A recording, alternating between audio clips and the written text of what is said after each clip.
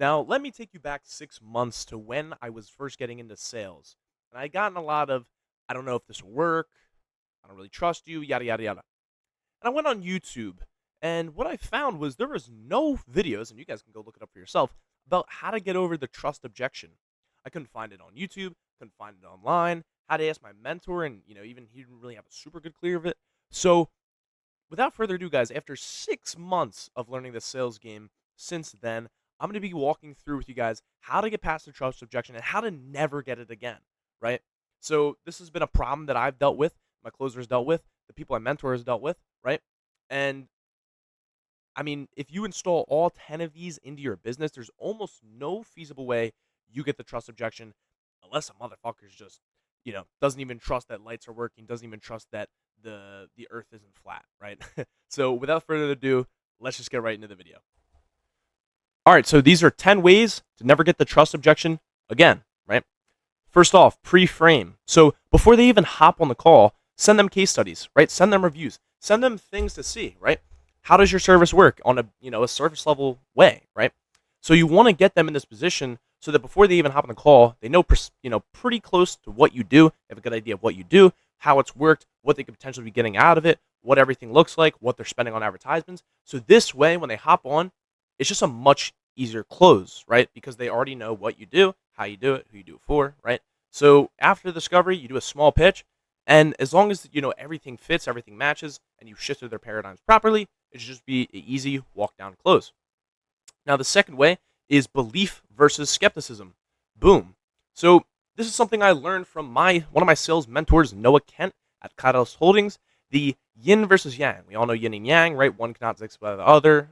Balance, harmony, all that, right?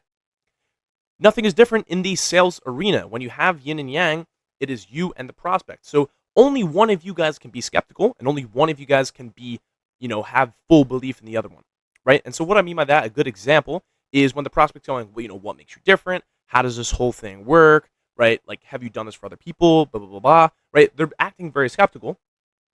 And you, as the closer, that probably means you aren't being skeptical enough, and you're just full of believing in prospect. You take every excuse they make at face value. You skip over the hard questions, and then that results in you getting, trust objections.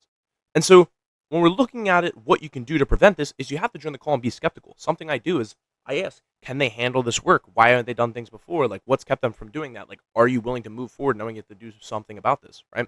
Because if not, I can't help you. No matter how good my service is, if you're not willing to commit to change, if you're not willing to commit to getting an actual system built out end to end, right, then how can I help you?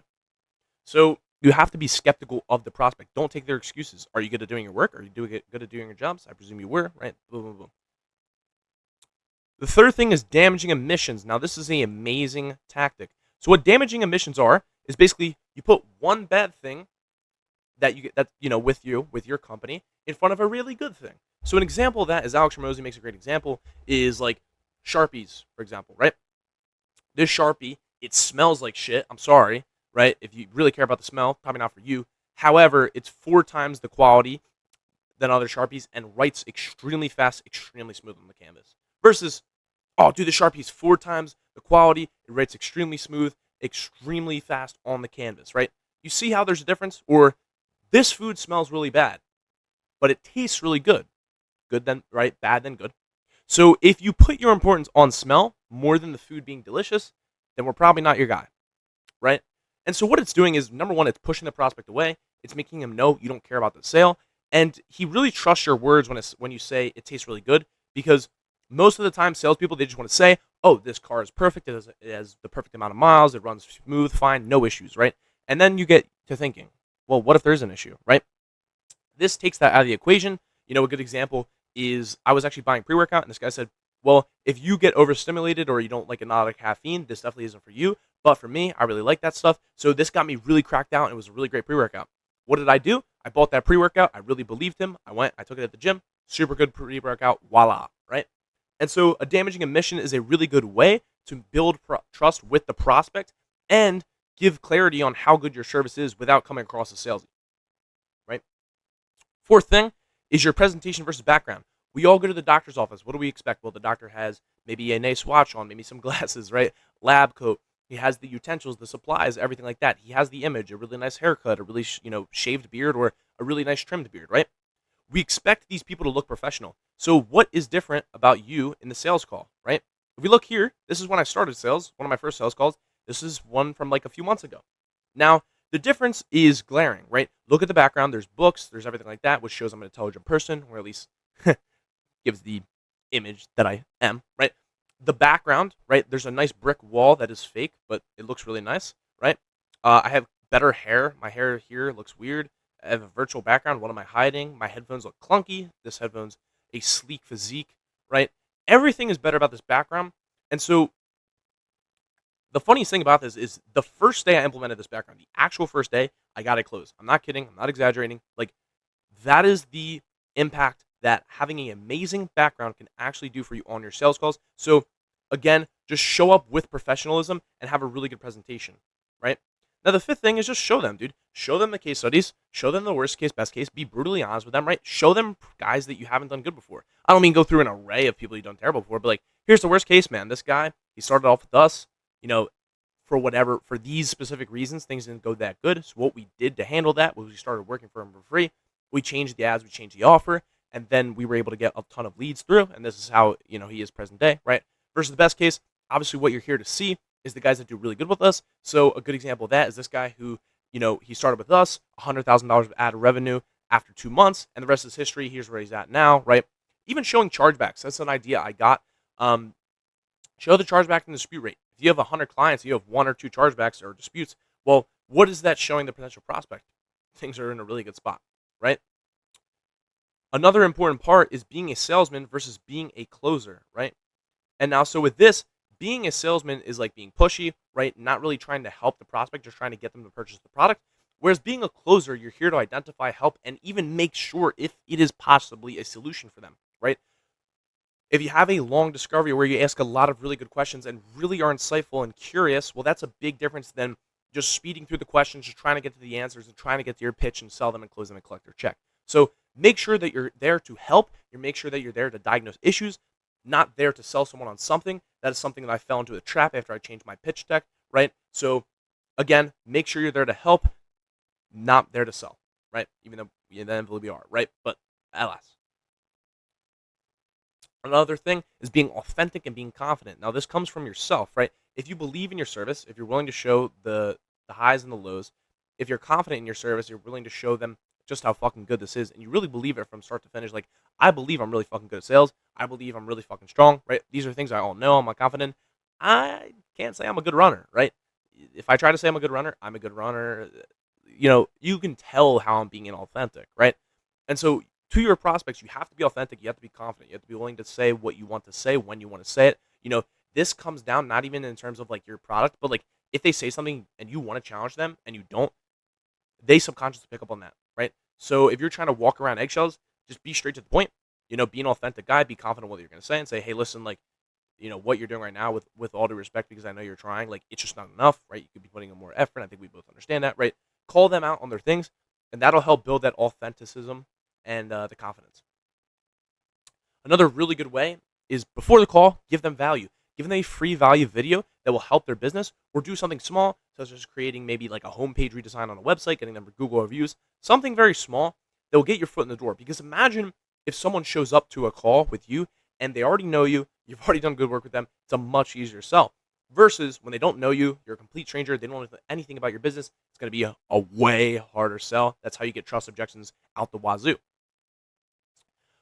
Also, the paradigm shift. Now, what the paradigm shift is basically imagine hopping on a call.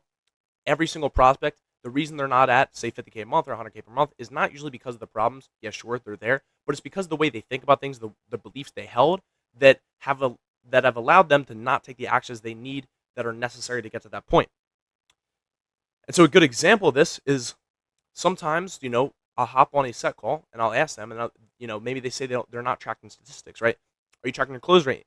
Are you tracking your show rate? Are you tracking your conversions here, there, everywhere? Some of the times people might say no. And then I say, well, dude, would love to hop on the call.